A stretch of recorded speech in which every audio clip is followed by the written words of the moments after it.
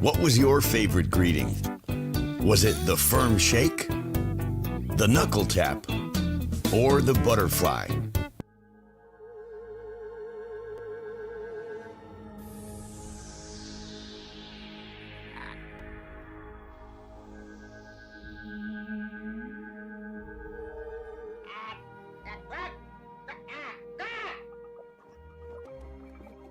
We come in peace. They came in peace.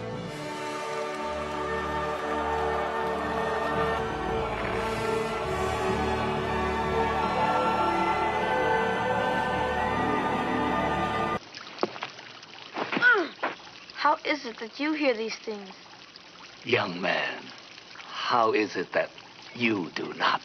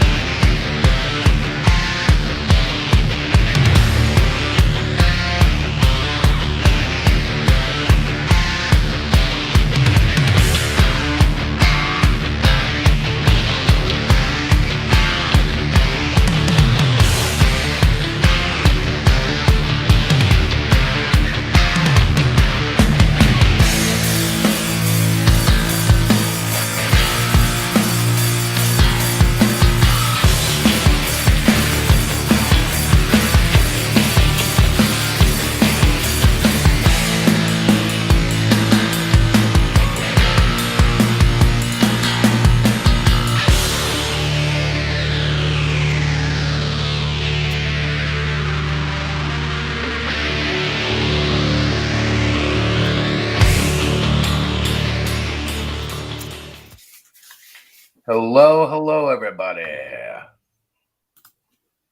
Welcome to Hero Shack Chronicles. I'm here with Diana. Hello, Diana. Hello, everybody. So, what'd you think? That last video is what's going up on Indiegogo. I like that. I might have to enhance it. I don't know. I am planning on. This is going to be a 60-day campaign, so I am planning on doing a lot of promotion. That's true. So, what else is happening? How are you? I'm good. It's good to be home. Yeah. So Terry asked what I've done. I don't know what you're referring to, Terry, but I'll be happy to explain it if you want to elaborate, because I'm sure I have an explanation. I always have some sort of story going on, right, babe? Yeah, that's true. So how's fulfillment going? We're on we're on the Great Cyclopian #2 for fulfillment, right? They are going in the mail tomorrow. Yeah, I'm pretty excited.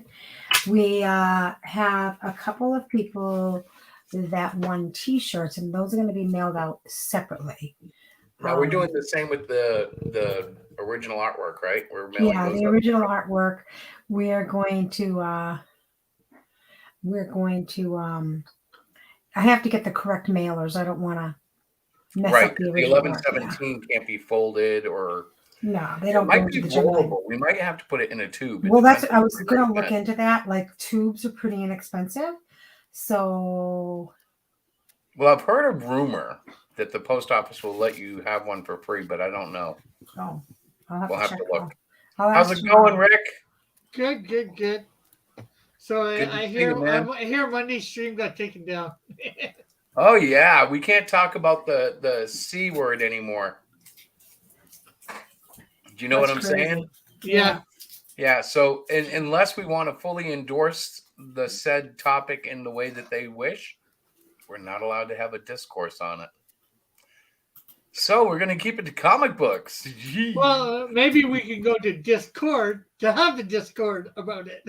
Yeah, I'm starting to look at other options because I was actually I took it personally. It hurt me to see a show of mine get struck when we really didn't take a stand. We just kind of discussed different positions. So I'm like, okay, if that's YouTube's way, then No. I shall abide until I have a better way. Now, Yeah. Well, interestingly, Facebook hasn't done anything to us. So I find it curious that YouTube took offense and Facebook didn't. And I don't like ever presenting Facebook in a positive light, but they are this time. yeah. Well, as you know, I'm moving, trying to build up audiences on other platforms as well as here on YouTube, and I'm not going to abandon my audience that I have here on YouTube, but Well, I am very fortunate because our audience is like you, Lorenzo, and Tim. So we have a few more viewers, but we're not very, in other words, we're not big enough to where if I move, it's a big deal because I could still do God chats through YouTube, but I want to have a more open forum. I don't want to have to worry about getting struck because we hit a topic that they don't like. yeah. Well, either that or you got to put up maybe a warning on before you do God chats.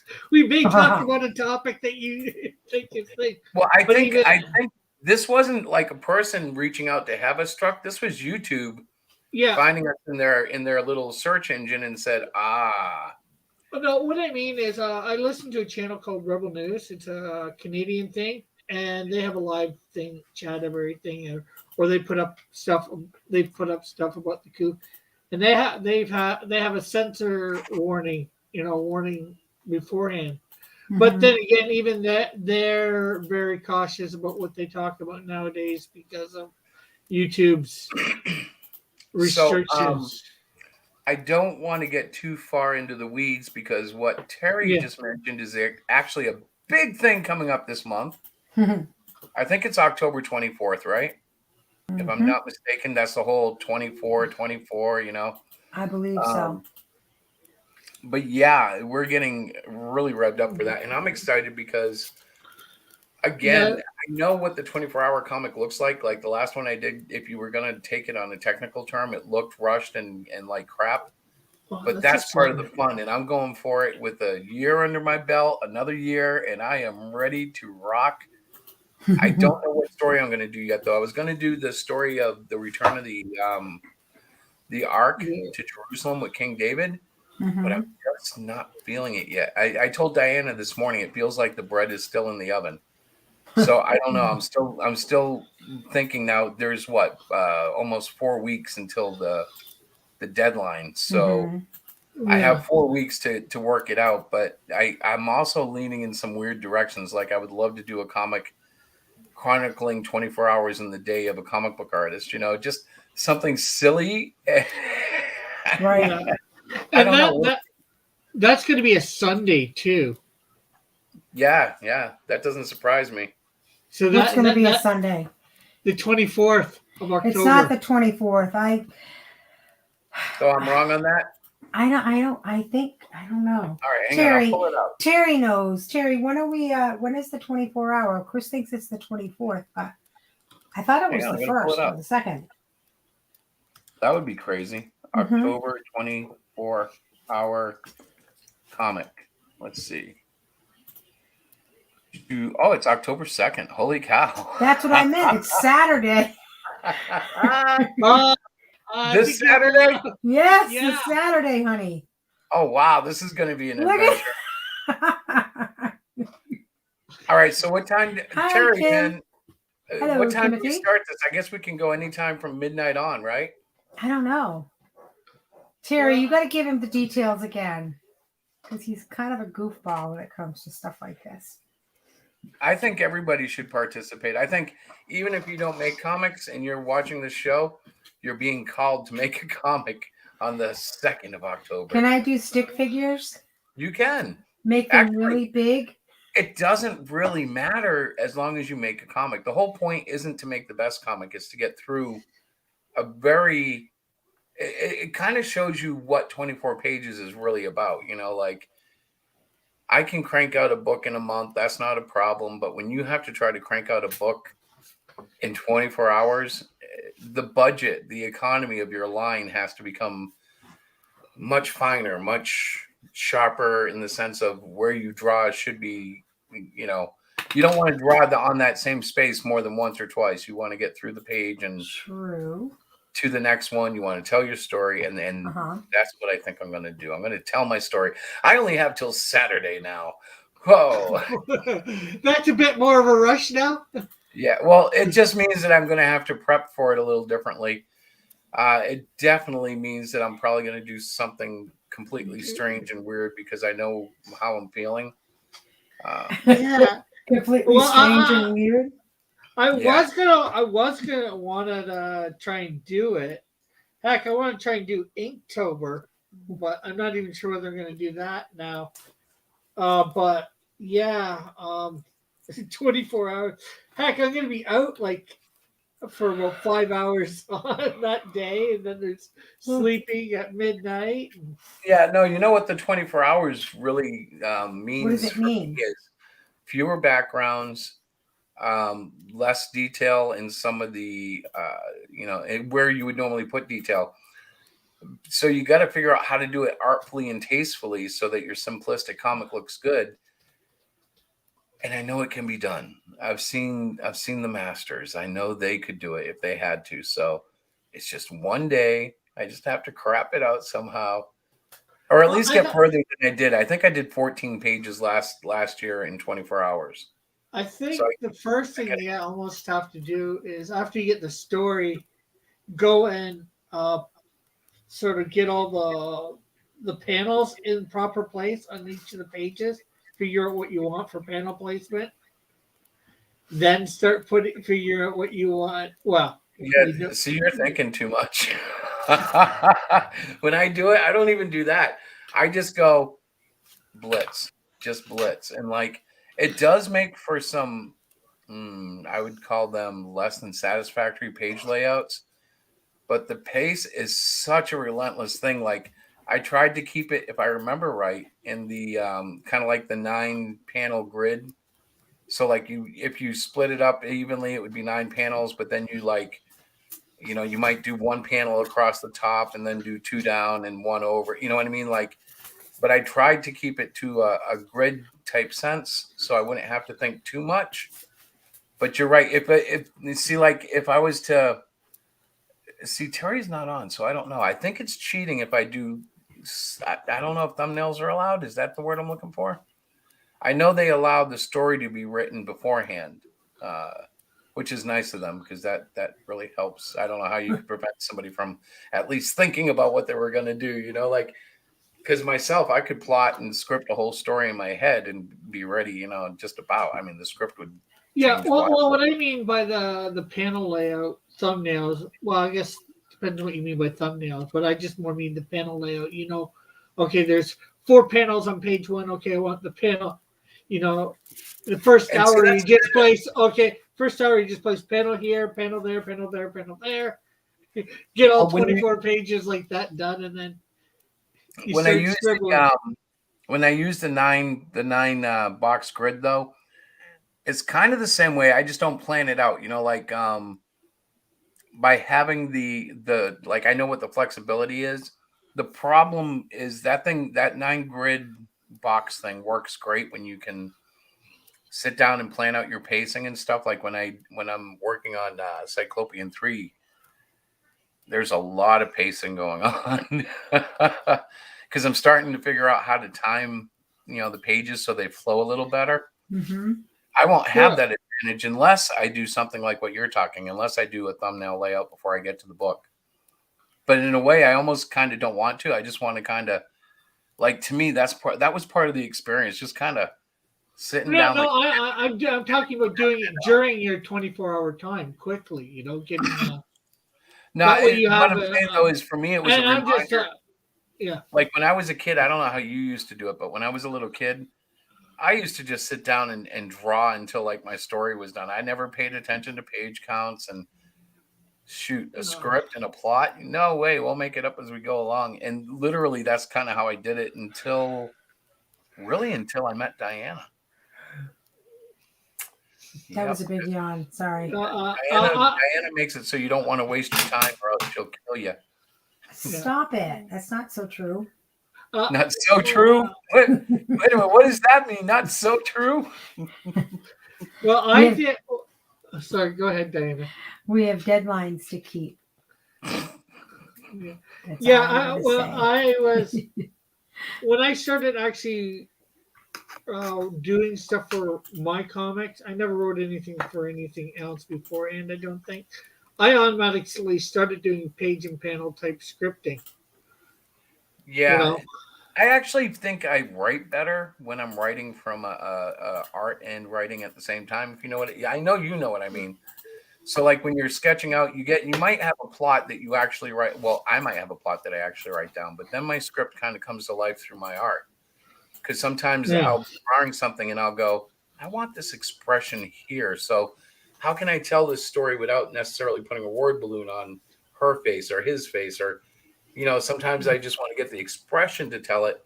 And if I was writing it on a typewriter, I don't know that I would have that same sense of, oh, this will fit in the page right here in the book. This works perfect. Well, I think when I've written a lot of my scripts, I'm not sure. I think it will, but then once you can change.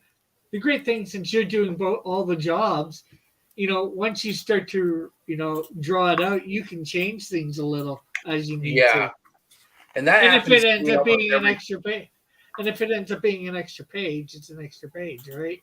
Well, now there's something we can talk about Hero Shack related, because we are going to be focusing on putting out 24-page comics for Cyclopian, because for the first time in our company's history, I am concerned about the cost of the book, and I'm going to start bringing it down so that we can offer Cyclopian at a $5 price point. Shipping would have to be extra, but to start at $5 is a heck of a lot better than starting at $10.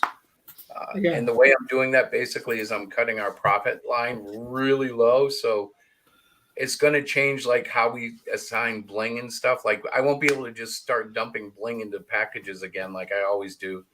It's going to have to be like, okay, if you want the bling, you got to buy the bling. But on the upside, I think we can start doing these books. If I keep it to 24 pages, strict and solid, I can start putting out the books at $5, and we'll still make a few pennies here and there, but the whole point is I want to get it out. I want to get it into the hands of kids. Every kid that's gotten a book has loved it. So I'm like, I just got to keep feeding the kids this book.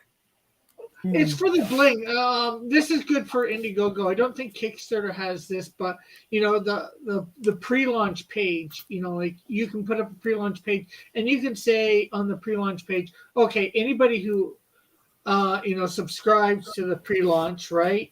And then you'll know whether they did or not because you have the document stuff in the behind for Indiegogo. But anybody who signs up for that and signs up for a physical copy, then they get bling. But not everybody gets bling, if you. Well, now, interestingly enough, that's a good segue, Rick, because we are actually offering until launch date a free sketch card for anybody who signs up and then orders a physical package, so we don't have to pay additional shipping. We'll just slide it in there. The card is generally 2.5 by 3.5, but I believe I'm making mine at least 4 by 5, because 2.5 by 3.5 just feels too small to me. Like I was sketching those, and I feel like I'm ripping people off. Well, and I know they're not even paying for it, but I just feel like, oh, it's so small. Yeah, but what up, Chris? As you said, you're doing it for free. You're not ripping. You're not ripping them off. And those things, most sketch cards have the holders, the plastic stuff that they can fit in, that they can get, so they can keep it better. You go any higher than that, there's not a lot of protective stuff for that. Yeah, so we're talking about cards here? Yeah, sketch cards. I was just appalled by the size. I don't know if I can I don't know what I can do, but the size of it just feels like I feel like I'm going. Here's a tease I scribbled on this little piece of paper. Well, actually, the way I did them was I was drawing on 1117, with the lines. Yeah. And if I continue to do that, I thought it's something we could do. I could do sketch cards, right? But make it a whole 1117 drawing, then cut it up into the sketch card size. Send the individual sketch cards to the people, but also include a print that shows what all the sketch cards together, made up. So that's one of my little, I might try that. I don't know. It depends on how Well, involved it gets.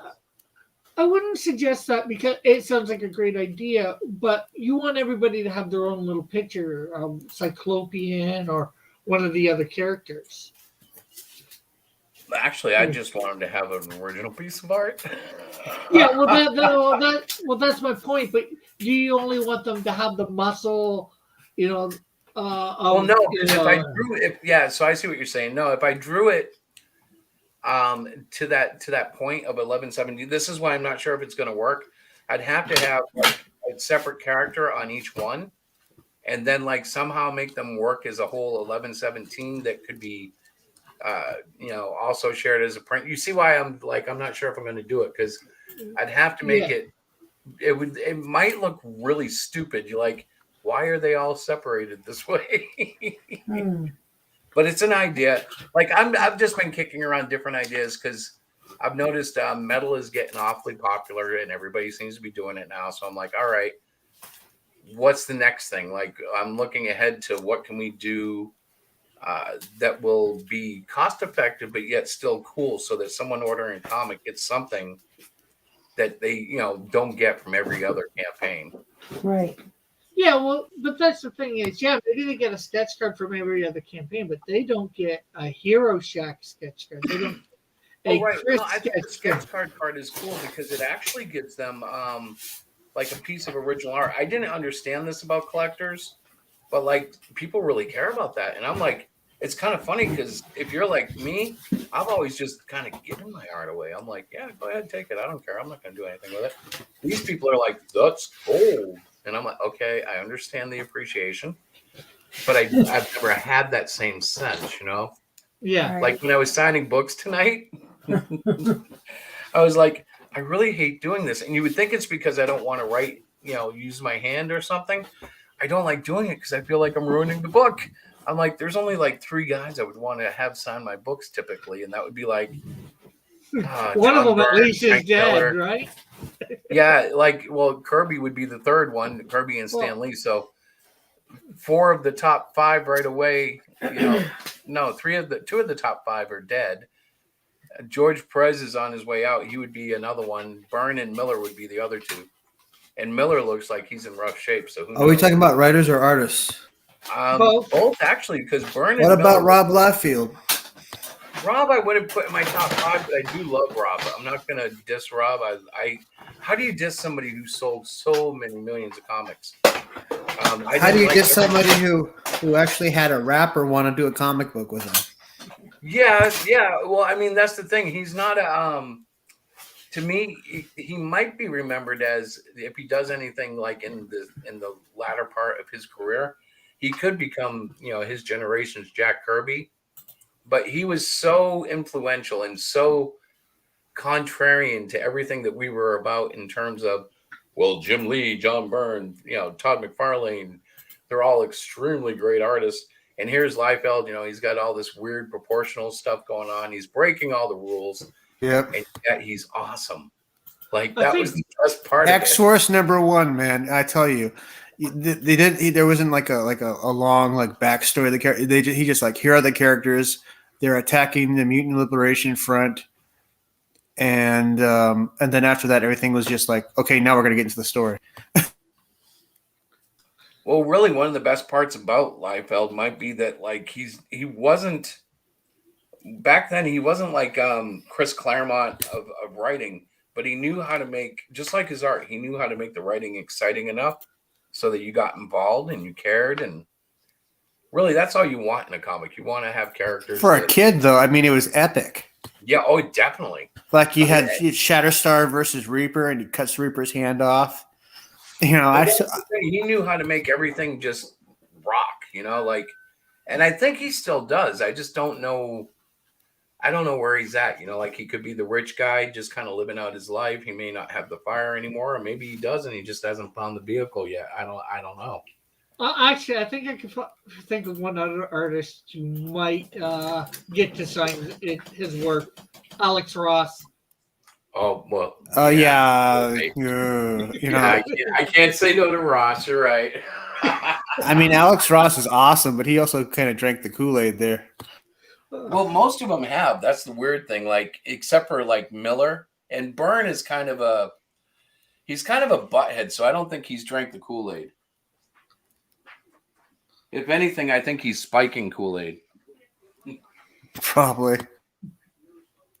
I decided to jump stream. It was like, Vic's cool and all, but I'm gonna hang out with you guys. Everybody's just kind of, it's like a session where they're all ripping on each other. It's just like, Yeah. okay. Oh boy. No, Yeah. no, in a fun way. In a fun way. Oh, It's okay. just like, okay, yeah, everything's Yeah.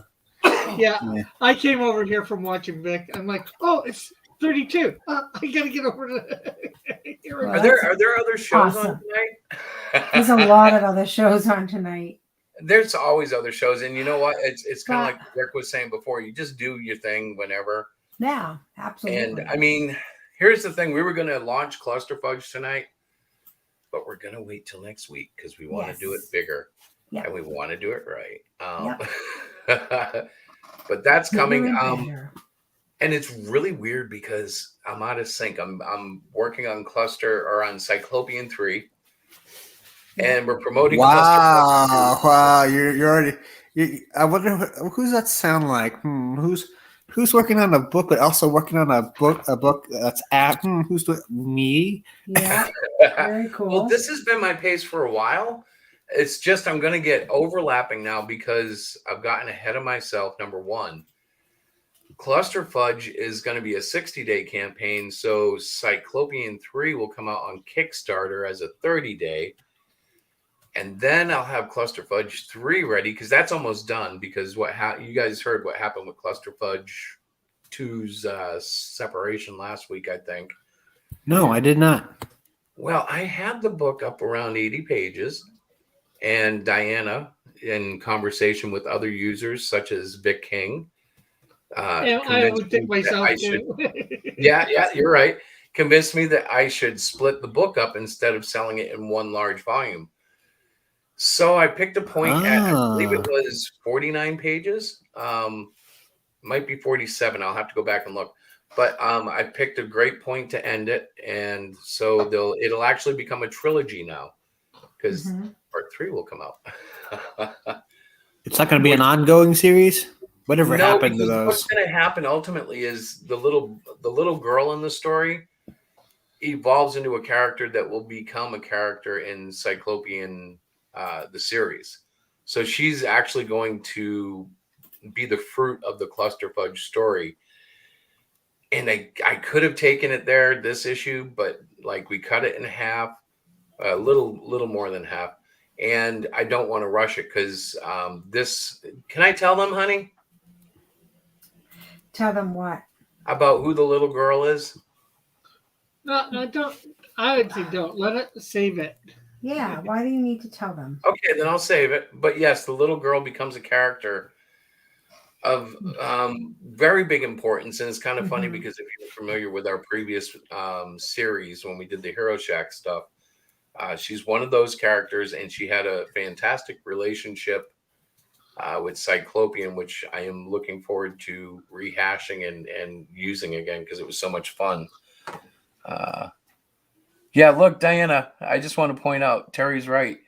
It helps you with deadlines. The 24-hour deal does help with deadlines. I'm good with deadlines for the most part. I keep meaning to do this, and I haven't done it myself, but it might help you if you try it. Yeah. I keep meaning to sit down with my iPad or my iPhone and dictating a story. It's just every time I've tried, it gets weird because like it's not like dragon speech, you know what I mean? But it can be if you do it that way. So like you're not putting in punctuation, and I don't know, it's weird, but there just seems to be too much technology available to just waste our time. Well, tapping keys. it's not that I'm not good with deadlines. It's just a 24-page story. Like, are you talking like a comic book story or just a story? Any kind of story? How many words on a page? Because like you guys are just throwing go. Well, Oh, we're talking comic book. Yeah, you should probably take a look. We should make sure you get Comic Draw, okay? Comic Draw is not a great program, especially when it comes to art. It's okay, but one Mhm. of the features in it is it has a scripting section where you can type in scripts right in the iPad in the Mhm. program.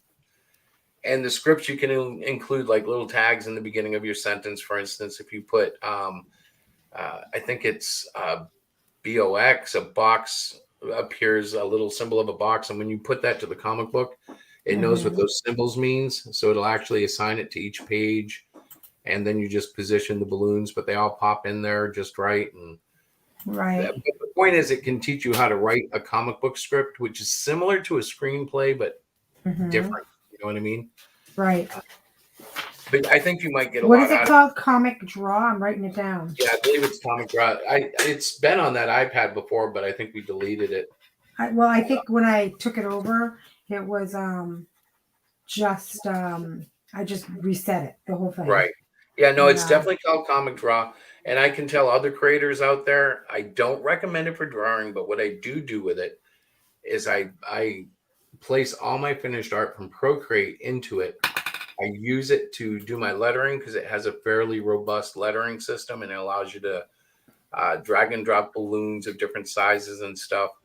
It's not as flexible as doing it by hand, but it's pretty good. Mhm. Um, and then I export as PDF through that, and it does a fantastic job of that. Uh, so, I mean, I would recommend it, for that final step if you're having issues with other programs, putting them together. Mhm. This does a fine job. I just hope they never update it and screw it up because then I have to go probably back to Adobe, which I've avoided thus far in this venture into the graphic arts world or comic art world, whatever you want to Right. call it. Adobe, a lot of people love it. I worked in Adobe for 15 years before it became, I don't know, a monthly subscription service now. Mhm. I don't Yeah, like that. me Like neither. they started it when I left the industry of commercial art. They just started the subscription thing, and I didn't like it then either. I like buying an application and, hey, update it till you go to the next version, and I'll Mhm. buy the next version. But It's like crazy. I'm having real problems with software companies anyways. Apple updated iOS 15, right? Yeah. Well, they've screwed up the way that I switch things in Comic Draw, and I complained on Twitter, and the guy basically told me it was the app's fault, and it's not the app's fault. It's like entirely the fault of Apple. They put in this feature where you can split the screen, but they put the tab to select it at the top center of your screen, which is exactly where the function features are for Comic Draw. And there's other apps like this too. So where your title bar is, you have this like triple dot thing that Apple has put up there. And if you tap it too close to it, it opens up a thing which splits your screen for another app to be run at the same time. Nifty feature, I suppose, for other people, but for me, it's very aggravating because I have a hard time switching to the page layout. It's like, so I wrote them on Twitter and asked them for instructions on how to shut it off, and they sent me to a page that doesn't tell you, even though they said it did. And then they wanted to talk to me in private, and I told them, no, thank you.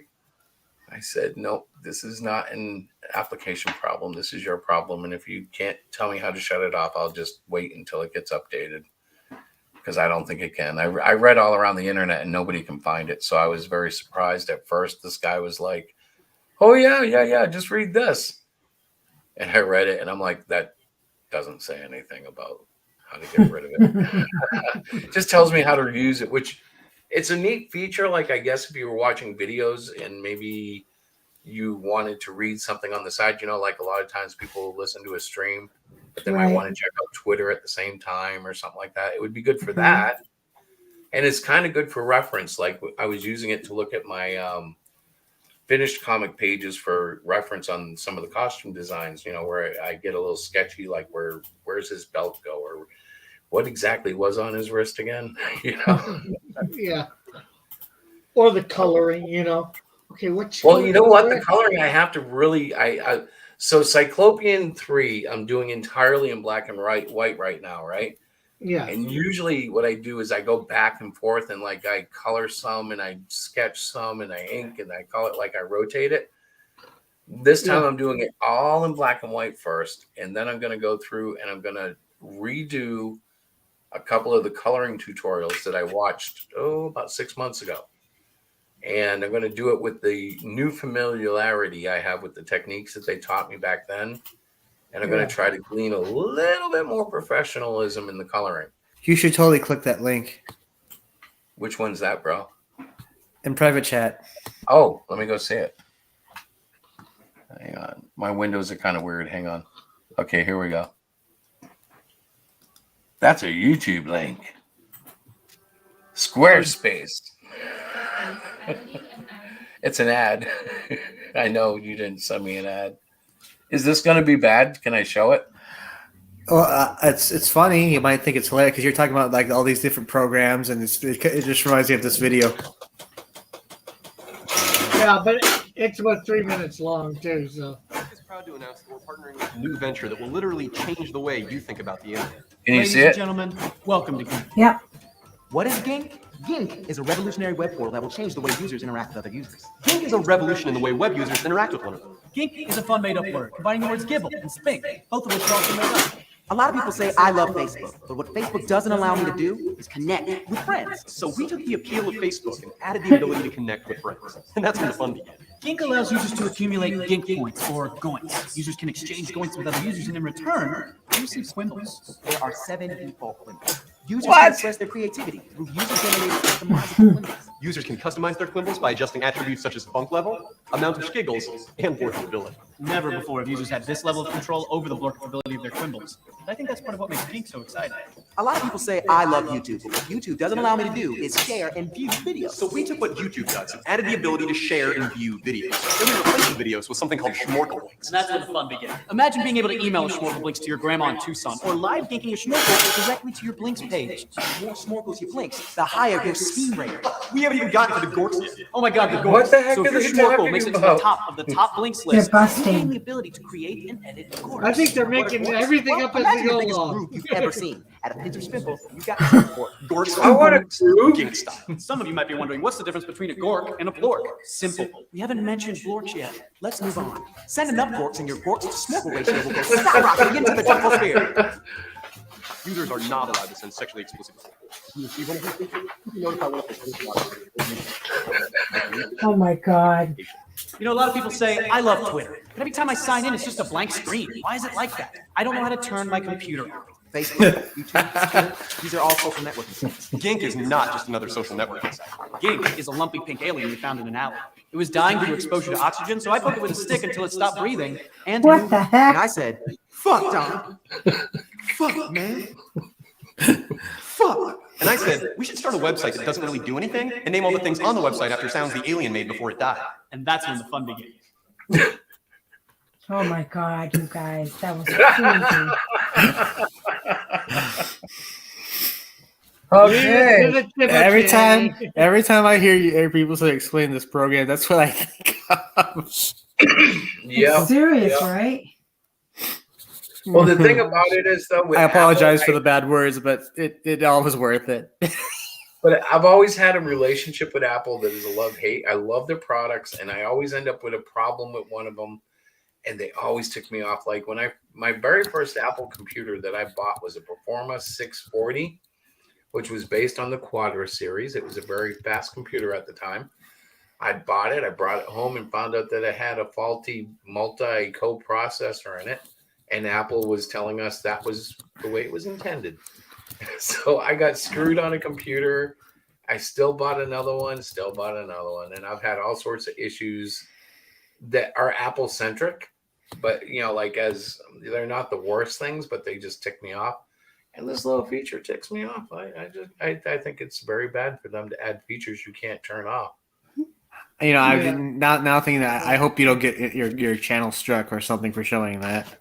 Well, if I do, Timothy, Well, I'll you be know blaming what you.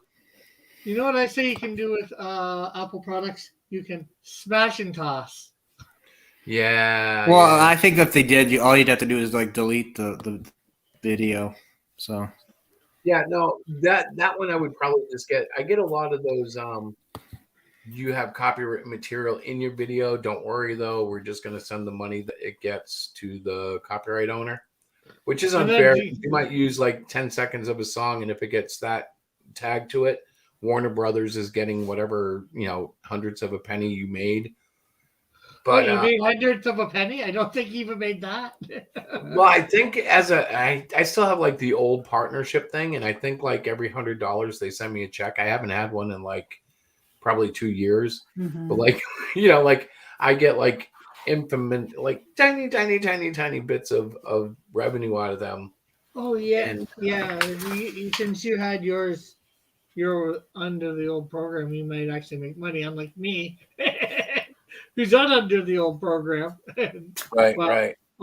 well, you also have like 2,000 subscribers. Well, yeah, it's funny too. though. They're dead subscribers. Like most of them, we see a few of them come in occasionally into God Chat and say hi, but for the most part, they're not even making their own videos anymore. We used to have a robust community Oh my God, it was crazy. of Christian video bloggers, and we used to blog to each other. We loved each other. We hated each other. We did everything. Oh my God, it's crazy. I have a very cool metal sculpture in our living room.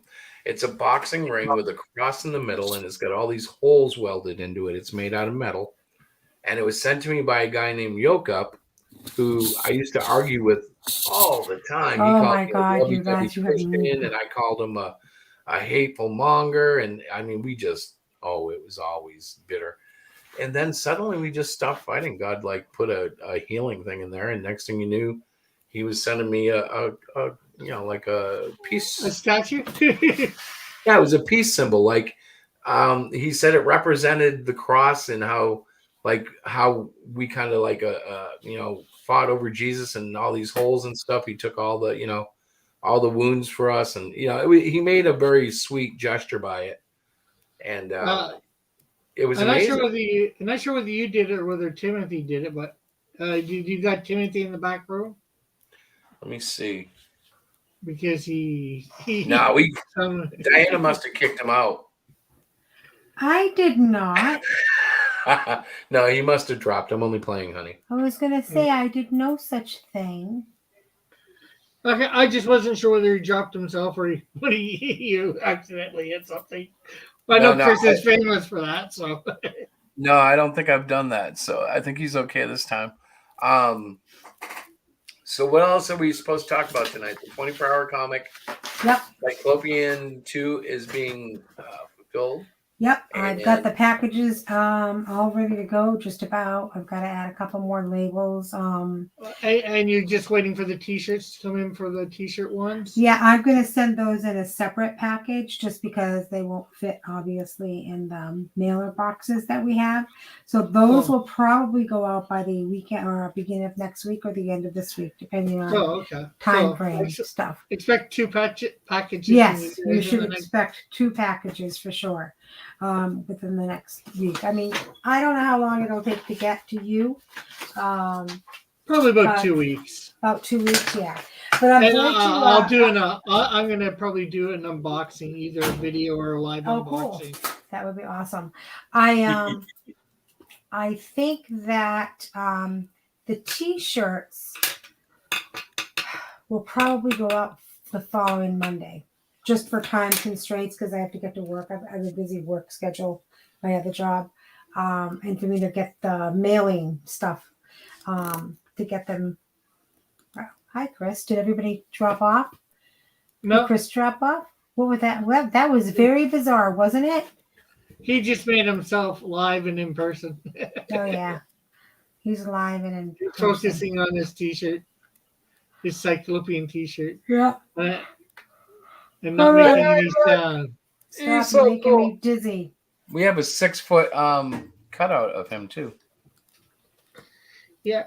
Actually, I looked up with a site that Diana gave me for that. I looked up for the Canadian Shield one at 8 foot tall. Wasn't much more than what you guys said that you paid for. Yeah. The Yeah. 6 foot. If you have an 8 foot tall one, that would be even better because the 6 foot, it's huge, but it's not. You know, like once we put it up in public, it was like, okay, yeah, it's big, but like it could have been bigger. Well, the only reason I would like to do an 8 foot one is because the Canadian Shield is 8 foot tall, so it's a life size picture. Right. No, see, I just wanted bigger so I could get more attention. And it says it's 6 feet tall, but it's not quite 6 feet tall. Yeah, that's part of the problem with it. It's like, plus it stands a little bit on an angle leaning back, which makes it even a little shorter. You know what I mean? Because the angle is. But it's still big. It's still like huge. Yeah, it was the biggest thing at the convention in terms of props and stuff. Yeah, for sure. And it's going to make a wonderful prop in my studio. I know that's where it's going to go. The thing about it is once you start folding it, it forms that fold line in the art, and it's weird. Yeah, but we'll figure it out. We may even have to like recolor it. I might have to like mix a paint. Or actually, sorry about that. My computer had gotten a little glitchy or something. Oh, we wonder what happened. They blamed me. They blamed me. Yeah, I did actually. It was me mostly. I blame Chris mainly. Yeah. He did blame me, and I blamed Diana. And then we all kind of concluded you must have crashed or something. Yeah. So, Chris, did you see that Terry asked you a question about do you have an idea for your 24-hour comic? Well, now that you know that it's Saturday. I don't really. Now the pressure's on, but I will actually work on this over the next 2 days. This is good, though. It puts my plot mind into a rush mode, which is really what the 24-hour comic is about for me. It was a blast last year. I'm hoping but don't you have to draw? How do you you draw on stream? Don't you have to be like live and interacting with people? Oh yes. You don't have to be, but in this one, I don't know if there's a requirement to, but I believe there's the expectation to. And I know I was on stream. I think I made it like I said. Oh God, what was it, honey? Maybe 16 or 18 hours before I died. Yeah. And it's a rough haul, and things get really hallucinogenic at the end. So I might want to think about my plot and maybe go real detailed in the beginning and just get looser and looser. So the end, like I'm just drawing an amoeba on page 24, and I'm developed into an amoeba. Look how well I draw amoebas because it's just a big squiggle. Okay, stop laughing at your own jokes, sir. So I'm looking at the page right now for the 24-hour comic challenge, and it says that it starts October 1st at 11:45 p.m. and it runs through October 3rd at 12:15 a.m. Oh, so you have 24 and a half hours. Yes, here is the link. Who put the link up already, Chris? Well, I didn't put the link up. It might have been Tim. It might have been Terry. Oh, no, that must have been you. You put up the Facebook link. Oh, yeah, just now. That one. That's me. I did it, but I put it in the sharing chat. the screen, though, at the same time. Oh, cool. See, that's the actual website, what it looks like. This isn't the link that I shared with you, though. No, you shared the Facebook link, I think. Yeah, that must be different. Well, it's just their Facebook representation. You know what I mean? Are you sure that's 2021? October 2nd, 2021. Yeah, pretty sure. Yeah. Was that your 24-hour comic day stream? Yes. Yeah, it's just saying 15 minutes before the start of the day and 15 minutes after the end of the day. So giving you 24 and a half hours, really. Diana, is this the page you were looking at?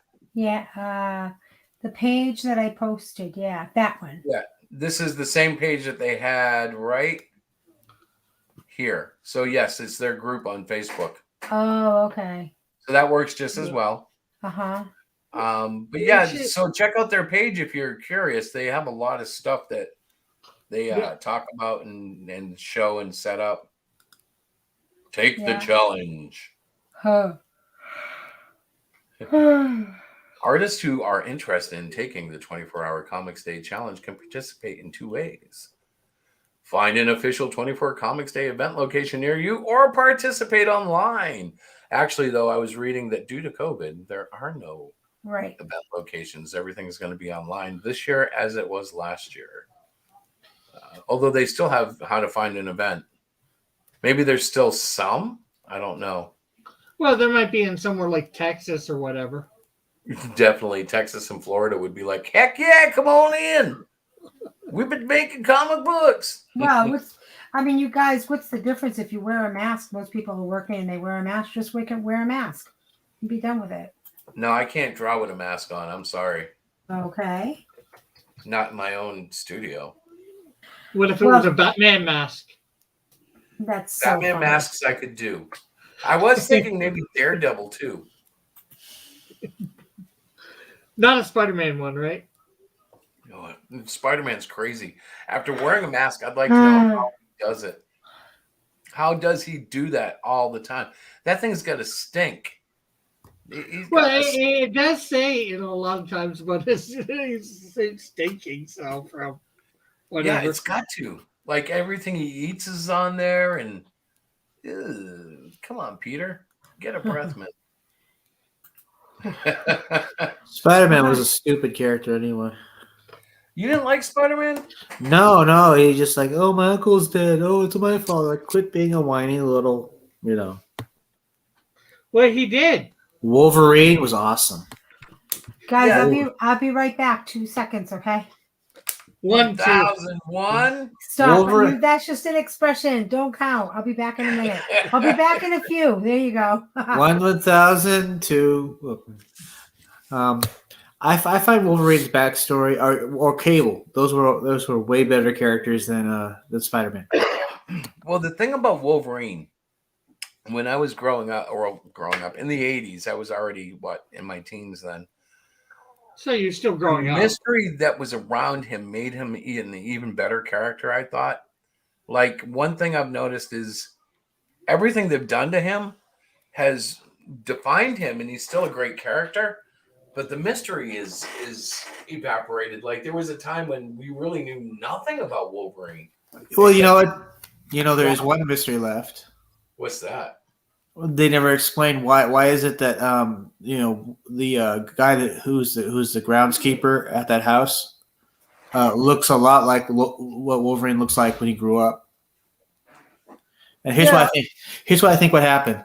So the lady of the house had an affair with the groundskeeper. Yeah, they said that in the comic book. Did they? Yeah. Well, I wouldn't say an affair, but dirty people. Welcome back, Christy of Hero Shack on chat. No, wait. I don't think they ever did. I read because I have a couple of questions. They definitely hinted at it. Diana, well, what was that? Or said it when Logan left after he murdered his dad. No, I don't know if that was no. He actually killed his dad. Or who he thought was his dad, and then he found out the groundskeeper was his dad. Really, I'm gonna have to read that again. I'm gonna have to read that book again because I swear they didn't mention that. So, Miss Diana, what were your questions? Well, I didn't want to interrupt you guys. We're on a topic. So what is the Marvel method for your script? What does Terry mean by that? Oh, draw the pages first. Well, he's referring, I believe, to the Stan Lee Jack Kirby method, where Stan would kind of mumble out a plot, and Jack would go home and basically write the whole thing in art, and then Stan would go back over it again and add the script. Oh, that's so the dialogue.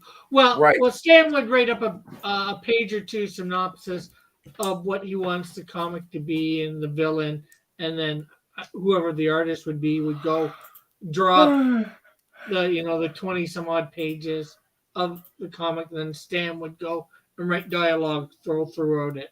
I see. Right. Okay.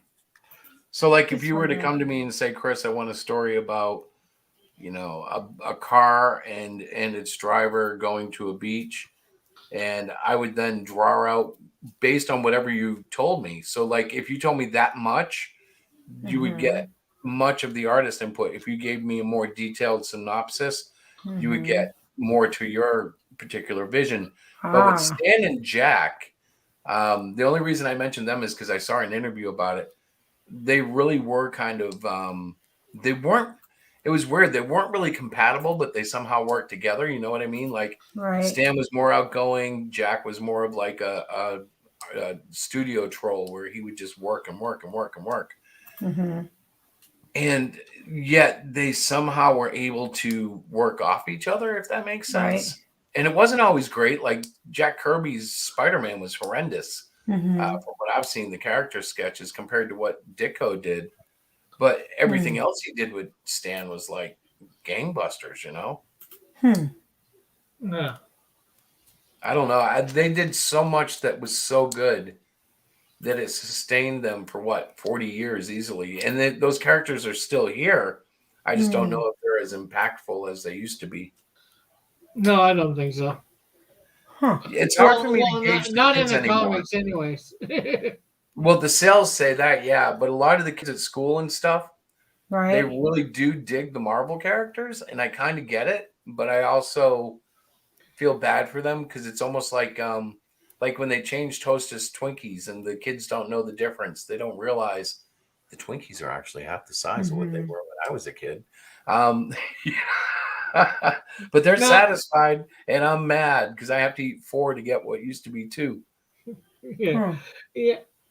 Yeah, it's just like, well, as you say, like, well, they get the gist of the old characters, but they don't realize they're not really reading the old characters in the comic books. I think most of the new kids. It's funny when they come at you mad about something, and you're like going, "Kid, that's from like the movies. Have you ever read a comic?" And they're like, "What?" But you have to be a little sympathetic because they don't know any better sometimes. Like there's kids in the elementary level that have never even really seen a Marvel comic. They've seen, Diary of a Wimpy Kid. They've seen Captain Underpants. They've seen what is it, Dogman? Right. I don't know if that's the one or not, but they're all very primitive, kind of like trade paperback type books that they put in libraries for schools. But they know the Marvel characters because they've been to see Black Panther, or they've seen, Ant-Man a dozen times because somebody bought them a DVD for Christmas, and that's the only copy they have, so they rewatch it so much. So they do get that much of it. And maybe if you go at it virgin like that without knowing the past, it might be okay. But for anybody like me, I was a diehard Marvel fan. I was never, ever, ever going to read DC or anything else. We know. And yeah, it died. They killed it. You got killed. They killed it. Well, I was just a diehard comic fan or comic superhero fan. Oh no, I was stubborn. I was like the only DC character I thought was cool was Batman, of course. Batman always was. Everybody thinks Batman's cool. It didn't matter. Batman could, I'm like, Batman can be in Marvel if he wants. He's that cool. Then I did get into DC a little bit, particularly when Booster Gold came out. And that was because I actually met Dan Jurgens in a local comic shop. And he was the creator of Booster Gold. So, of course, I bought a couple of his books, and then I subscribed for a little bit. And that was my DC exposure. No one in the U.S. creates comic books for kids 10 and under. Good point. Cyclopian is actually for 10 and over, I think. Yeah. Although I do know of a creator in Maine who does make books explicitly for kids. Diana, can you hold the conversation for a second? I think I know where it is. I'll show it off. Oh, God, here he goes. He's going to tear apart his bookcase. I will try my best. I was going to say, I'm not sure I wouldn't say they don't create for 10 and under specifically, but there's lots that well, there might be quite a few. I know I'm one. I try and creating for all ages, whoever wants to read. I don't want to make my books so sophisticated. Right. Only an adult reads, but you want kids because kids are. Yeah, there's a lot of adults that are going to read comic books because a lot of adults are into comic books because of being into them when they were kids. But you want a lot of kids love superheroes, so you want to draw them in.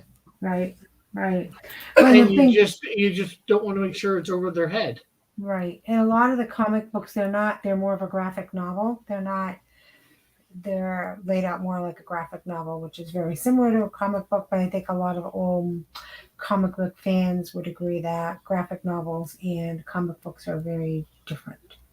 Well, most graphic novels are just an extra long comic book or a bunch of comic books put together. Hello, Christopher. I see that you're back. So, smiling. This is Eplis, and Eplis, I believe, comes out of Maine. Yes, it's the Kids Con group. And as you can see, the artwork is colorful.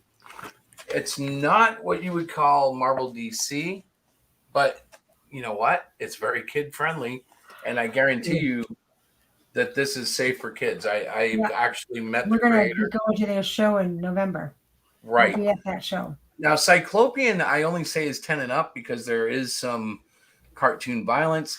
And I always point out, because I live in a very liberal area, that there are guns in it. And it doesn't mean that the guns are abused or used as a violent tool to, sensationalize. Mm-hmm. But I also feel that hiding away from that topic is a mistake. So essentially in Cyclopian 1, he's told that he will learn how to use a gun because he doesn't have any projectile powers.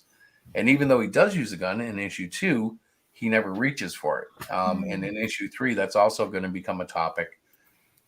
But you'll see what happens. Yeah. Well, something to what you said about the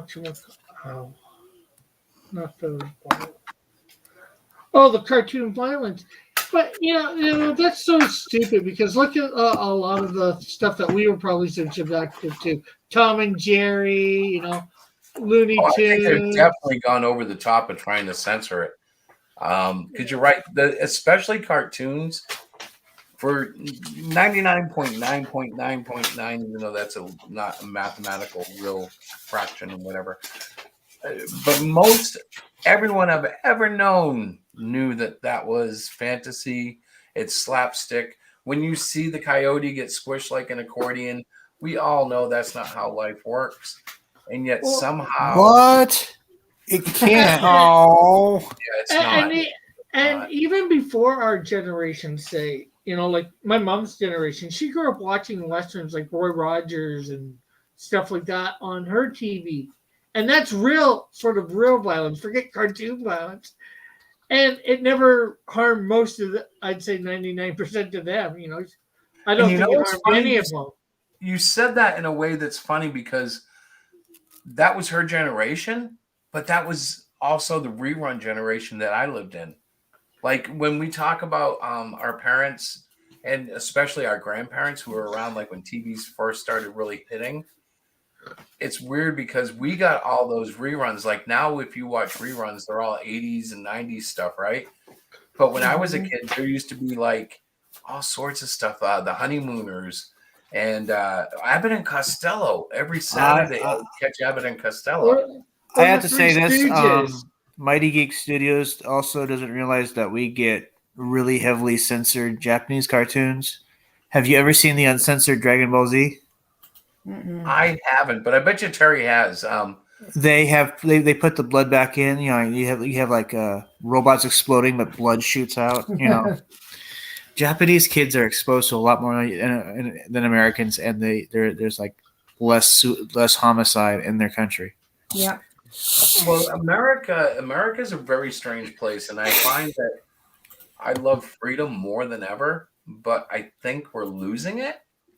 And by that I mean like I grew up in a world in a country where I believed I could be anything I wanted to be, and I ended up being exactly what I deserved to be, which means I'm happy, content in a marriage that's wonderful. I have, I really don't want for anything. The Lord has helped provide everything we need. We all have desires for more, but that's just the world, yearning at us. So like, my world has been wonderful, and the way that people look at America these days, I'm like, where's your sense of adventure? Where's your sense of competition? Like Diana tells me all the time I'm too competitive, but that's the drive that America used to have. Like when I see something that Rick puts out that's visually beautiful, or I see Vic King do something that's amazing, or I see anybody that I know draw something amazing, it fires something up inside of me, and I'm like, I want to try harder. I want to go. My next drawing is going to be even better than what I was last time, because it drives me. And it's not like I have to do better than the other guys. It's like the Tom Brady thing where you're like, no, I'm going to prove everybody wrong, and I'm going to do my best, and I'm going to shine with it because I'm Tom Brady and I can win Super Bowls. Granted, I'm not Tom Brady and I'm not playing football, but the analogy is the same. I don't know how you got there. What's that, honey? I says you always go there. It's so funny. Where's that? Tom Brady? Yeah, well, football and stuff like that. Well, it's either sports or politics with him. Those are his two good standbys, or religion. There's 3 areas that I can almost guarantee he'll talk about. Or politics, but I do that in a very sheltered way because I've found that people are too fragile. Yeah. And I don't mean that as an insult, but like people are so sensitive on both sides that when you're a true independent like me, I truly do vote independently. Check it out. What's that? I said check it out. Shake it up. Oh, another check link it out. Another link. Check it out. Hang on. But I mean, like, I do vote independently, so I don't really belong, in either of these parties. Right, Terry, you're right. And actually, that's what kind of happened with with Pokemon, because I'm not telling you that I loved it, but Jace grew up watching it and playing it, and I was heavily involved in all that. The cards less than the video games, but I actually had myself a Game Boy Color. He had a Game Boy Color. We went to the mall and got the Mewtwo, and that came out. I believe that's what it was. You had to go to the mall, and you could get a Mewtwo from the Nintendo kiosk. I like I said, I was never mind. I was sharing a screen. I was sharing something new. I didn't see it, Tim. Where is it? Oh, I let me start. Let me try it again. All right, and share. It's there it is. There it is. It's down here. The 4th page is coming along. Has come along a lot further. Yeah. Now, is this Vic King stuff? No. This is Sid. Sid's he's drawing the 3rd issue. Very cool. This is him, Max Lee. Max no. Lee. He's Max. That's Timothy is Max Lee. Yeah. No. No. Sid drew this. Now, see, Jack there said something about he'd rather see a book of rough art than a finished book sometime. Yeah. That would be something cool. I thought he was being sarcastic. I'm like, are you effing with me, dude? Oh no, I don't think he is, because that no. See, it's done once before by you might have heard of the guy Gene Colan. He was a famous Marvel artist for years, but he never hit that superstardom. He was just like a great house artist for them. But I believe he did a whole comic in pencil, and then they like gray toned it and put it out as a black and white or something. I want to say it was him, but I remember being a kid and really enjoying it. So it wouldn't be that bad, Right. It just depends on the artist. Some artists draw so great in pencil that it's almost a shame to put ink on it. But if you don't put ink on it, it's much more difficult to reproduce, or it used to be. I don't know about now. We live in a digital era now, so it'd be very easy to just high res scan and produce those with a high quality press, you know. Mm. But back in the day, you used to have to use screens and stuff, and the dots are okay, but it just changes the artwork somewhat. The halftone patterns. Mm-hmm. Yeah, you don't know what I mean, do you? I have no idea. So back in the day, they used to have to break everything down into dots to get different values. So a black and white photo, if you held it underneath the magnifying glass, there's all these little dots that make up the different densities of black that make up the photo. You still don't get it? No, I do. Oh, good. I'm like, okay. I'm like, okay. She's just not interested. Well, it's not Wasn't that, that- but it it doesn't wasn't- apply to me in that sense. Like, I don't. Specifically for printing? Well, that's what I remember it for. I don't know if it was really used anywhere else, but some people kind of turned it into an art style. But it definitely had to start with printing because it was all introduced through it. So yeah. I don't know if you did you ever take a course in printing? Oh yeah. I did a graphic arts trade school, which included printing, and actually I had to go do all the stupid stuff too, like layout. I actually had a training on a printing press. Yeah. Are you talking pointillism? No. See, all right. So see this here, how there's like dots that make up the tone of her face. Mm-hmm. This is like a halftone screen pattern that would be used so that when you printed on like newsprint, it would print better. Now this is somebody turning it into an art style, and the dots would be finer, but it's the same idea.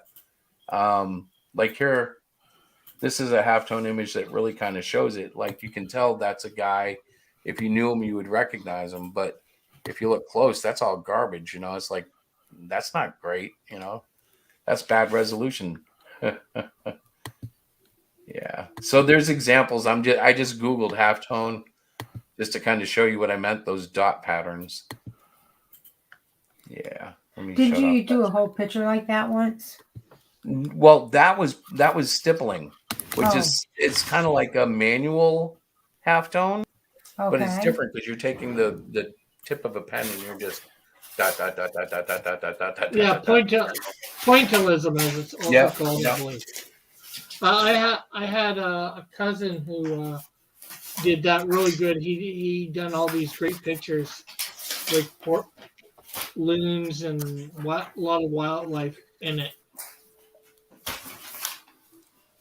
Yeah, I was doing surrealism back. I don't know, honey. What was I think they're 94 or 93 dated.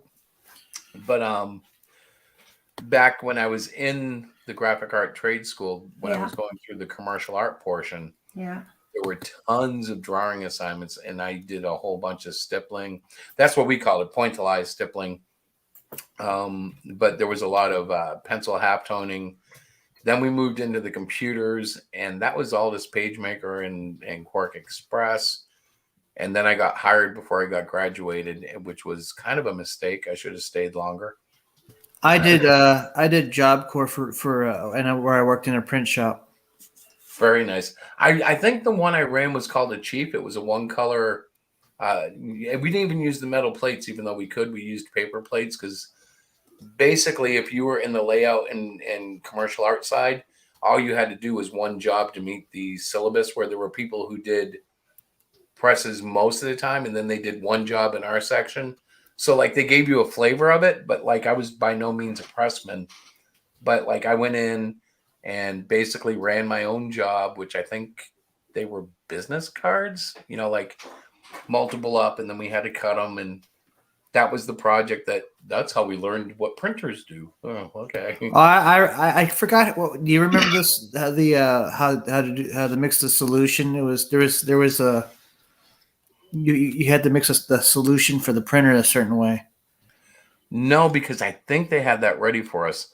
Basically, we went in, we loaded the paper because remember, like I said, this was our like one project in that area.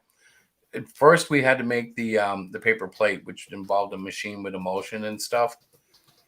We had to actually physically attach it to the drum ourselves. We had to put the ink in the tray there. There was a bottle of solution that I think was pumping through the machine itself, but we didn't have anything to do with it. That might have been the like it's an emulsifier thing that rinses off the plate, I think, as it comes up. But we didn't do like so that would be my one time in that shop. And then anything else I learned about printing was like from the 15 years, because I never did get into an ad agency. I always worked in the print shop in their graphic department. So like it was kind of cool. Like I didn't know anything about stripping and trapping beyond like basic educational stuff. And I had to learn all that on the fly. And when you screw up something and the pressman's like, you don't have enough spread here, I can't trap this properly. You're like, oh, so yeah, I learned a lot of lessons the hard way.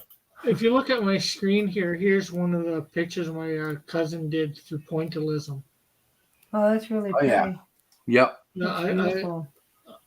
There's a few more in his gallery here. That's beautiful. Yep. And the thing about it, when you're doing it for real, because like they have like brushes and stuff digitally you can fake it with, but the real stuff you can tell, and it's just a higher quality, because especially when it's well done like this, because you know it takes a while to sit there and yeah, he did this all by hand. So yep. And so it's all before we had the computers to do this, he did right. this. So it's like he has to basically live with that dog for however long it took him. Like it might have been 8, it might have been 12, it might have been 36 hours. It could have even been more depending on how deep he was with the art. Like we're looking at a low resolution share. I bet you this thing is amazing in its original format. Yeah. There was a loon one that he did. It's not here. My dad actually got it printed up, and they sold it to a few people. It didn't go as big as what my dad would have liked, but right. All this stuff is really good. Well, you know what's funny about artwork though? Like and I'm sure you probably have been through this too. You draw something and you're so sure this is like awesome and you're gonna post it and people are gonna love it. They're all gonna want a copy, and then like it's silent. Nobody notices it. But then you put up this piece of crap thing that you're like, I'll just throw it up, and all of a sudden there's like 20 likes and people are talking to you about it, and you're like, but did you see that thing I drew yesterday? And they're like, yeah, but I like this. This is way okay. So I'll draw the stupid stuff. That's kind of like how it feels sometimes when, as an artist, though, like, and I'm sure that as an artist, you're not looking at it the same as the viewer looks at it. So you think something is amazing and something else is just a sleight of hand, and they're going, no, I like the sleight of hand, and the amazing is, not for me. And as you can see, he did this back in '89. Unfortunately, he died a couple years ago now. That was a cousin of mine. So, do you know, was he using a mechanical pen or an ink quill or anything like? Do you know, like what kind of pen it was? I'm not sure. He stayed with my dad for a bit one summer when I was actually staying at my dad's and working in like Sabo Beach. Not that you know where that is, but yeah. I don't know what he used to, do the marks. I was into my art a little bit, but not. Yeah, see, when I was playing with it, I tried to use like those pens, the crow quill that you dip into the thing and do it, and I could never get it right. So I ultimately went with a 0.5 mechanical pen to do my stippling, which like a purist would say that's cheating, but to me it's like, no, it's just a tool and I'm still making every dot. It's just I can't sit there and tap it because whenever they'd put it in the inkwell and then pull it out, you had to deal with like, did you get too much in it? Is it going to drip? Is it going to be consistent? And yet, the masters, they all learned that. Whereas like someone like me, I was just spoiled. I'm like, no, I have technology. I have this great pen. Yeah. And even now, that's kind of how I feel about drawing on glass, drawing on an iPad. I'm like, it's just technology. It's not the same, but it is the same. It's like so related. It's ridiculous. Yeah, Hey, snowblind. Snowdrift. I just Oh, thought sorry. Chris, you do that all the time. It's so funny.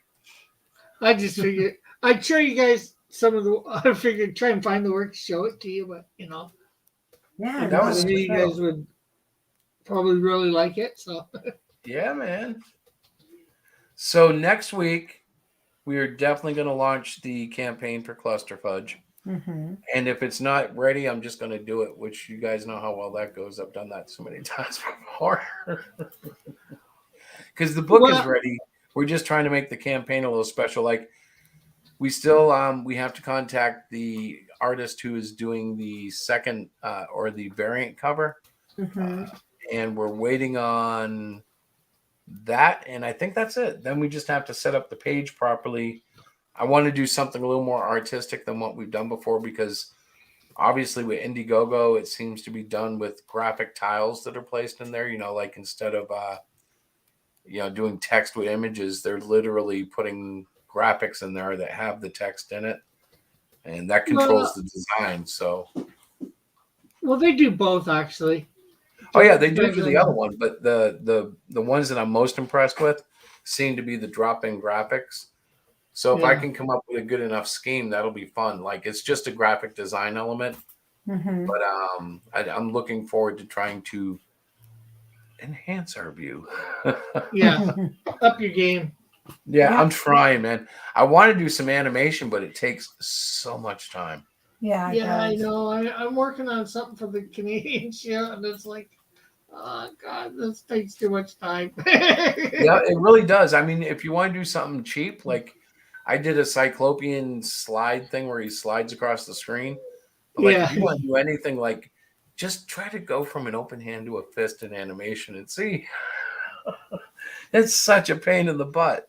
Mm-hmm. I mean, if you're drawing it, like I have to draw it frame by frame in an onion skin setup, It's like, oh. Yeah. That's so funny. Well, I can't find a decent Flash animator that's easy to learn. That kind of setup. So my PayPal is acting weird. Do you know anything about? So it wanted me to change my password for some reason. That's weird. I would be careful with that. Yeah, I would be careful too. Anytime. Did it like message you or email you? Oh no! When I went to because I was paying my artist, it said something about suspicious activity. Uh-oh. What does that mean? That means it sounds like somebody was trying to hack your account or something. Or to me, it sounds like they think you're being suspicious by paying your artist, but you've done this, Well, here's a question. Did you try to log in from another location at any time recently? No. Okay. I've used the same computer. Yeah, no. The only reason I ask is like if you're on a laptop and you went like to a coffee express shop and then like maybe to a school and then back home, they'll see the different IPs and think that there's different people hitting your account. So if you haven't done that, that's eliminated. Yeah. Wait. Did I? Well, there's a Wi-Fi. Did I do that? I don't know. I don't know. There's a Wi-Fi by my gym. I probably use that. Well, so if you go to different Wi-Fi's and they see different IP addresses coming up, that can trigger suspicious activity. But like if you went to their site and they said that, see, that's rough because sometimes they can clone the sites. But yeah, I don't know. I would probably reset it through them. Like go to PayPal, just make sure you're resetting it. Well, yeah. It's just kind of weird. Yeah. Like, what's the suspicious activity?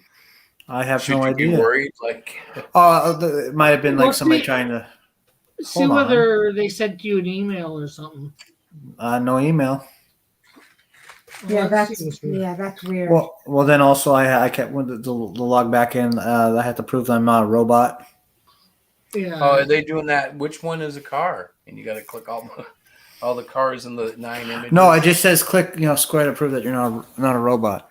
Oh, all right. A captcha? No, probably not. Just the robot proof thing. Yeah, I just don't want to get locked out on my PayPal, so it kind of mess up things. Yeah, no. Yeah. To be honest, I've never actually used it. We have a PayPal. I use it all the time, but Yeah. Usually you would get an email or something. That's why I said it sounds like somebody might have tried to, get into Somebody may it have tried to hack somehow. it. You think? It's Oh. weird. Huh. Yeah, it seems kind of touchy. Hmm. Hey.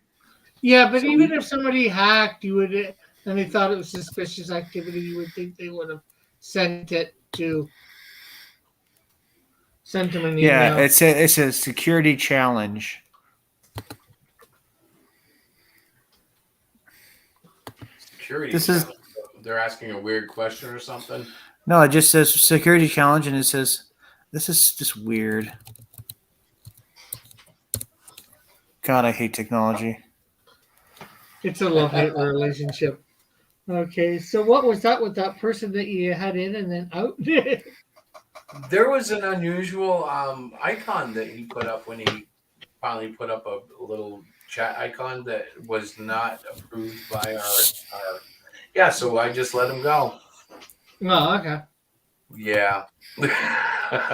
That's how I want to state that. It's weird because I see that happen on other shows and they make a big deal out of it. So I'm just going to let it go. It's gone. Bye-bye. We'll have no Richards on this show. We'll have Ricks, but no Richards. Get it? Yeah. That's a. Do you get it though? Like, did you see what it was? Oh no, I didn't see no pictures. Oh yeah, no. He flashed. He was interesting. He flashed something that he shouldn't have, so I just got. Oh, I didn't even. I don't think it made it to the regular audience. Good. I didn't see it here. Yeah, no. Just remember the word Richard and what some of the nicknames are.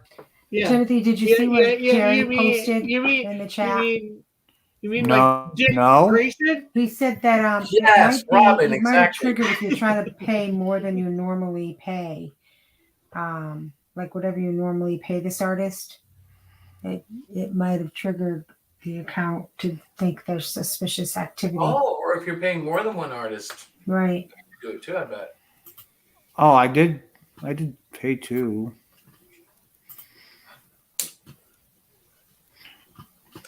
Then why would it matter though if I'm the one making the payments? I know. I don't know. If they're a suspicious company, it's PayPal. Come on, pal. You gotta know this. Get it? PayPal. I don't know. We use it too, but I really don't know what we use it for. I just trust This it. has really bothered me. Yeah. Yeah, it would bother me too, honestly. Miss Diana. Well, do you just have- as long as. Well, just review the activity. I'm looking right as now. I just logged into my PayPal just to see if there's anything that I can help you with. I was just gonna say, review a summary of your activity. Make sure there's been extra money come out or whatever. Yeah, so you would. And as see long as that seems kosher. But I don't think wouldn't you say can. Can you access your account at all? Yeah, I can. It just Okay. it just keeps asking me these weird questions like what's this all of a sudden? That is weird. That probably means Diana's probably right. That probably means someone tried to hack you and they're testing to see if you're you. Yep. That sinks. We got hacked once on Sony. It was Microsoft. Yeah, it was crazy. That's when I quit Microsoft. See now I'm worried. I'll just get. What if I get like locked out of my account or something? Or they? Well, you're answering these questions, right? That they're asking you. How many? Right. Yeah. They Well, should no. only be There asking were. What questions? They just asked me to change my password, and then they like click this square to prove you're not a robot. Oh, there was nothing to say. Not do this. Not at this time or something. Well, you probably changed your password already, but Yeah. Well, as long as it's only them, Yeah. It's beginning to and piss me with off. you changing your password, they should send you an email too. Well, I Yeah. didn't get one. Well, it might take a couple minutes. I'm not sure, or I'm pretty sure they would. Yeah, they should. If you changed anything, you should get a thing in your email saying It that. said my password. Yeah, like I said that, but it didn't say Yeah. it didn't warn me of anything else. Okay. Yeah, that's what I'm just talking about right now. Is I just change hate your things password. like that happening. Things are going great, and then something has to get messed up. Well, hopefully Yeah. it's nothing serious, and you'll figure it out. It's bullshit. Mm. Well, look on the bright side, though. That artwork was incredible. Yes, it was. Trying to be optimistic here. No, Yeah. no. Well, no, it's scary because you just never know. You know, you don't want to get locked out and have issues about payment. Well, you and- remember that Xbox thing, right? yeah, that They was. they awful. they talked to me. They confirmed that they knew that I wasn't the one who had messed up the account, but they weren't going to be able to activate it for 3 days until it went through their next level investigation. And I'm like, what? Yeah. And yet, sure enough, they made me wait, and then I Mhm. switched to Sony. Oh, that's right. You did, didn't you? Yes, I did. I've also switched from cable to Dish Network, and we've switched to the other one too, whatever that one was, DirecTV, Yeah. because they ticked me off. So I just You did. Yeah, sounds like something I'd do. Like, that's okay, it. I'm I'm going done. the other way for a while. Yeah. And then they tick me off, and I end up back, and it's like, boy, did I miss you. Mm-hmm. So Well, next week we're doing our launch party. Did Chris already say that? I did, Yeah. but I didn't say what guest are you having, honey? I didn't know you wanted guests on. You haven't booked any bands or anything? Nope, not at What kind of all. launch party is this? A very sad and lonely one. very sad and lonely one. Yes. All right, so we have Yeah. to make it happy and not Yeah. lonely by next week. Exactly. We have to think. So we have Very to do a lively. Huh? Do we do a giveaway next week, like a Wheel of Fortune giveaway? Yeah, we'll probably do that. Yeah, You know, and I for would physical- suggest with doing that, just do it the 1 week as your your opening and all that, Mhm. your launch party, Yeah. and maybe just put out some stuff on Twitter next Tuesday. Make up some sort of promo next Yeah. Wednesday on thing and Yeah. small little video. There you go, Chris. Oh, I thought you wanted to make the video. I could, but you don't like the programs that I use for video making. Yeah, it's like anytime she does graphic design. Does anyone want to guess what program my wife uses? You'll never guess it. I'll take that as a Twitter? no. No. No, God, no. No. So every single time, she ends up using Microsoft Publisher. I love Microsoft Publisher. There's Okay. nothing wrong with Microsoft I like Publisher. Microsoft Publisher, but I can't see how it would be good for making a video or anything like that. Oh no, Yeah. that she wouldn't use it for. Yes, and- we were and I have talking to about admit she- videos. She's gotten better because I got her to stop using Comic Sans on everything. I like the But- font. I like Microsoft Publisher. I've made my my bios up on there, a little bio thing, you Yeah, know, like. they're a very for my handy various dandy gifts. little thing. But I don't think I'd Yeah. use it to make any sort of flyer or stuff like that. You know. I do. I use it for everything. Well, I have to tell But- you, when I was in I'm the sorry, press, guys, I'm fading. when I was in the press shops, the Mhm. one program we hated with a vengeance was Microsoft Publisher because people would like bring us in these files that turned out to be low res image placements because they didn't know what they were doing in the app, or Oh, the program would export it and do it in RGB instead of CMYK, or it couldn't handle Pantone color assignments. Oh Lord, it was such a mess. So yes, back in the 90s, we hated that program. I don't know if it's gotten any better, but in the 90s, it was a nightmare. Yeah, but see, that doesn't sound like it was the program's fault. That sounds like it was the Some of it was user's fault. user. Some of it was user, but a lot of it, like the Pantone assignments, was a real problem because somebody would come in and they'd make like say like a business card with blue and red and on a white card, and you would have to like extract the blue and red as cyan and magenta to get the color separations because it wouldn't transfer to like the Pantone equivalents, which other programs would do. So like if it was blue and red in Pantone, it would say right on the film reflex blue and red 032, but you would be in a kind of like a weird place with this cyan and magenta and what color does that supposedly equal? And yeah, it never worked out quite right, even though it was just weird.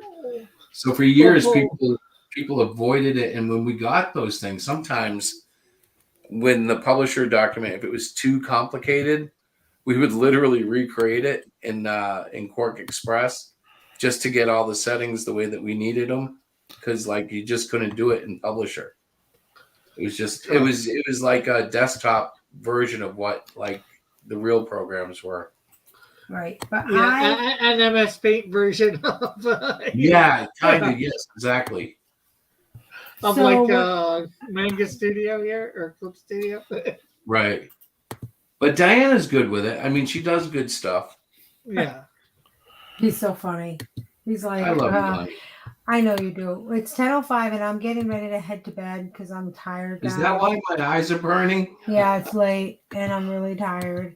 But we are going to be doing our Kickstarter, our launch party next Wednesday. And it's on Indiegogo. You might want to note that. Yes, it is Indiegogo, and we are going to start flooding Twitter and Instagram and all of that with announcement for it. If you haven't, is it the link for it? Yeah, the link for it is you want to sign up for it so you can get the extra special stuff right after purchasing stuff. The link is in the description, or somebody could put it in the chat for people to make it easier. Right, Christopher? Do you Yeah, want me what? to do that? Yeah, what? Hang on, let me do that. You probably have it handy. I do have it handy. Hang on. Hang on, he says. Hang on. I'm copying. Hang on to Come on, what? Already. I'm copying and pasting and stuff. I'm gonna put it right here. Go check. Go. Did it go yet? There it goes. It's coming now. There you go. Yeah. Sign up. So yes, And, we'll be doing the sketch cards, which are all new and original to me. I've never done the traditional sketch card, but we are going to be doing that's it. how that works. That's so cool. What? Oh, you just figured out how those do that? Yeah, if I click on where it says show, it comes up. Yes. Oh, cool. And to get rid of it, you just click that same message again, and it'll disappear. Oh, I'm not sure. When I sign up, I usually sign up with my Cross Comics email address, but I believe when I buy stuff, I've already signed up. It's under my Yahoo email address, so That's funny. That's all right. it still says Rick Piper, so I'm I pretty was sure gonna you say. know. Hey, still are you says you. related to Rowdy Rodney? Roddy Piper? Not Yeah. to my knowledge. Oh, okay. I check. They Live. Do you remember that movie? Oh yeah, I came to kick ass and chew bubblegum, and I'm all out of bubblegum. We should do a watch party of that sometime, but I think everybody would have to have a copy running, and Well, we wouldn't no, be able no. to stream the actual Just do it in movie. just do it in Rick's Discord. Yeah, we could do that.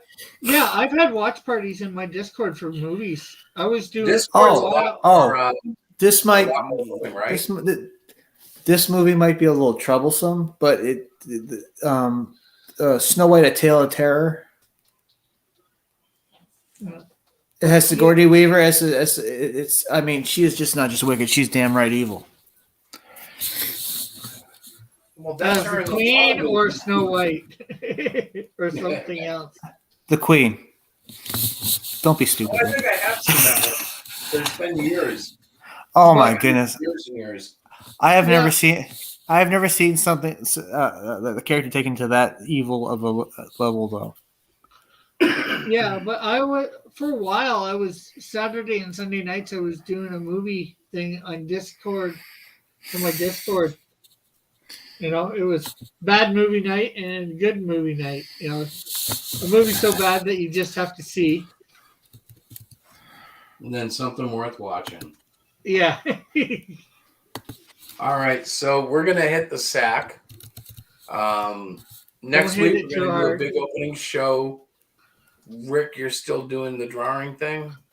Yeah, I'm not sure what time we're going to start exactly on Saturday, but then again, you are going to be a bit busy too at the same time.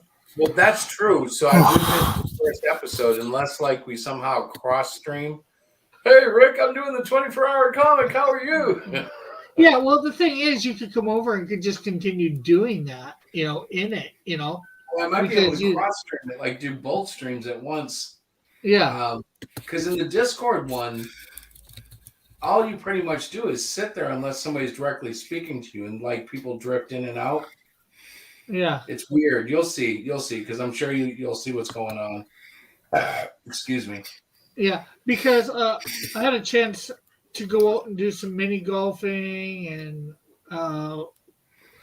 have some food at a restaurant, and we don't get to do that much here in Ontario lately. So yeah, so bring the Batman mask.